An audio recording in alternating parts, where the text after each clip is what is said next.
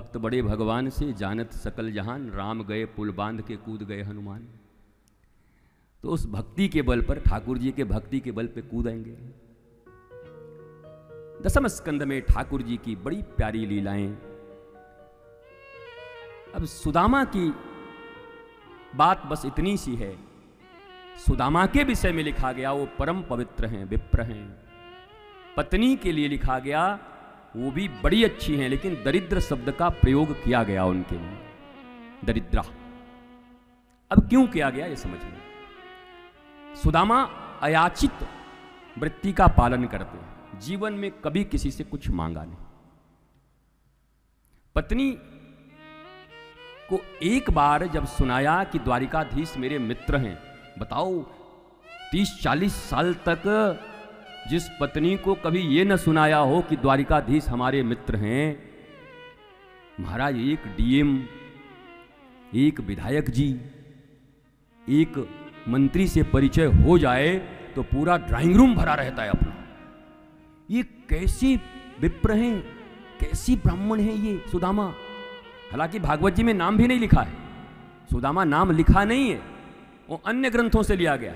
यहां तो सिर्फ इनके गुण बताए गए कि ऐसे एक, और सुदामा और कृष्ण की मित्रता के विषय में कुछ नहीं लिखा। भगवान और भक्त का संबंध कैसा होता है उस विषय में लिखा। बहुत सारी गलतफहमियां हैं हमारे जीवन में, और बहुत सारे चीजों की जो परिपाटी चल उठी उसी को हमने आगे बढ़ा दिया।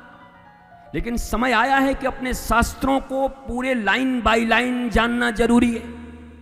एक शब्द भी इधर उधर हो जाने से अर्थ काफी बदल सकता है, और कभी कभी अनर्थ भी हो सकता है, अनर्थ ही ज्यादा हो जाता है। ऐसा एक व्यक्तित्व जो कभी अपने पत्नी तक को नहीं बताया इतनी गरीबी के बाद, जिसके घर में छत भी नहीं है, पत्नी कभी कभी चूल्हे पे चढ़ा देती है खाली पानी ये बोल करके बच्चों को कि तंदुल पक रहा है, और जब आग में चढ़े चढ़े चढ़े चढ़े वो 6 घंटे में फूटता है और केवल पानी गिरता है तो बच्चे फपक के रो पड़ते हैं, मां तू भी झूठ बोलती है, हम तो सोचते थे चावल बन रहा। ये हालत है, तंदुल तक नहीं, तंदुल मांग के ले गए। जब जान गई कि कृष्ण इनके, और उसी दिन भगवान कृष्ण की कथा सुनाई अपने बच्चों को, और उसी दिन जाना पत्नी ने, अच्छा कृष्ण आपके, हे भगवान उसके बाद भी आप ऐसे हो। अब वो बार बार उनको कहती एक बार जाइए, एक बार जाइए, लेकिन कहने का ढंग बड़ा अच्छा था उनका, बड़ा सुंदर लिखा हुआ है, इतना अच्छा। प्रार्थी बन के कहती थी, बहुश्च प्रार्थिका मृदुभाषिनी, बहुत बार बोलती जाइए ना, जाइए ना, जाइए ना, प्रार्थना करती हूं एक बार तो जाइए मिलने, परंतु मृदुभाषिनी। घर में आटा नहीं, चावल नहीं, मर रहे हैं, कृष्ण दोस्त बना हुआ है, मंत्री से दोस्ती है, जाओ एक बार मांग नहीं सकते, करकसा। शूर्पणखा महाराज बड़ी मृदुभाषिनी। अंत में जब देखा ये जाएंगे नहीं तो मर्म पे चोट किया, अरे चलो कुछ मांगने नहीं जाओगे, लेकिन क्या ऐसे द्वारिकाधीश जिस गोविंद की रोज इतना कीर्तन करते हो, कभी एक बार दर्शन करने की भिक्षा नहीं होती? जाओ जाओ मेरी तरफ से दर्शन करके आ जाओ। ओ आज समझ आ गया, अरे हाँ तू बड़ी अच्छी बात बोलती, एक बार दर्शन तो जरूर करना चाहिए। महाराज इतने सीधे और सच्चे हैं, निकल पड़े। पत्नी थोड़ी व्यवहारिक है, बोला रुक जाओ, गोविंद के द्वार पर खाली हाथ नहीं जाते। बोला अपने पास है ही क्या? बोला रुक जाओ कुछ मांग के ले आते हैं। बोला मांगना हमारी वृत्ति नहीं है। पत्नी ने कहा अपने लिए तो नहीं मांग सकते, पर गोविंद के लिए मांगना प्रत्येक मनुष्य का कर्तव्य है। जहां समाज का मंगल हो, जहां धर्म का मंगल हो, जहां राष्ट्र का मंगल हो, जहां व्यक्ति के बचाने की बात हो, कहा वहां पर गुरु आज्ञा से। अरे भैया कृष्ण भी भिक्षा मांगने गए, गुरु आश्रम में तो राम जी को भी भिक्षा मंगवा दिया गुरु जी।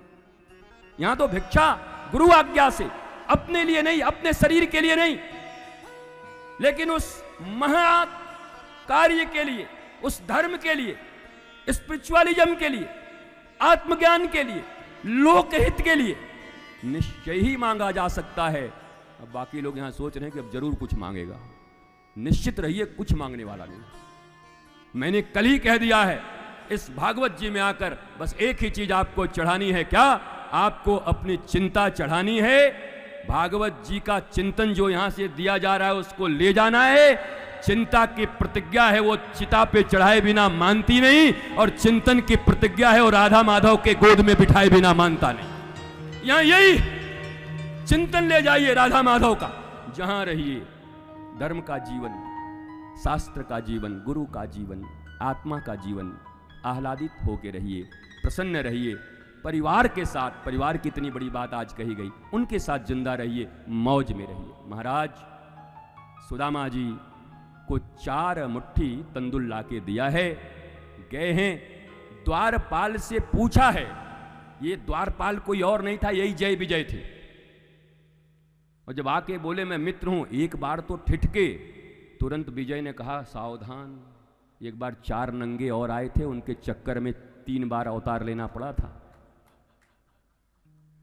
सनक सनंदन नंगे छोटे छोटे आए थे और रोके तो हा अरविंद त्रिवेदी बन के करना पड़ा कितने दिन तक, मैं रावण।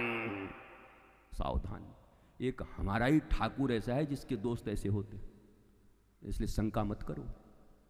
कहते हैं अतिथि शाला में उनको बिठाया है और अब गए हैं बताने के लिए। भागवत पढ़ी, धक्का दे दिया, भगा दिया, और उधर से चले आ रहे हैं, एक धोती पहन करके एक आदमी सुदामा का रोल कर रहा है, अरे द्वार पालो कन्हैया से कह दो ऐसा धक्का मारा। आपके पिता को मारा होगा, सुदामा को तो नहीं लगा। अपना भागवत करोगे, अपनी रामायण सुनाओगे। द्वारिकाधीश के द्वार पर विप्रधेनु सुर संत दुखी दरिद्र मनुष्य को धक्का मारा जाएगा? क्या ये कोई रावण का द्वार है? द्वारिकाधीश का द्वार है, भगवान का द्वार है। यहां सबको सम्मान। महाराज बार बार सुदामा जी खड़े होकर देखते, आएंगे भी कि नहीं, आएंगे भी कि नहीं, आएंगे भी कि नहीं। ठाकुर जी को जब भीतर जाकर द्वारपाल ने सुनाया है, अब ठाकुर जी व्यग्र हुए। ठाकुर जी की व्याकुलता को यहां वर्णन किया गया है।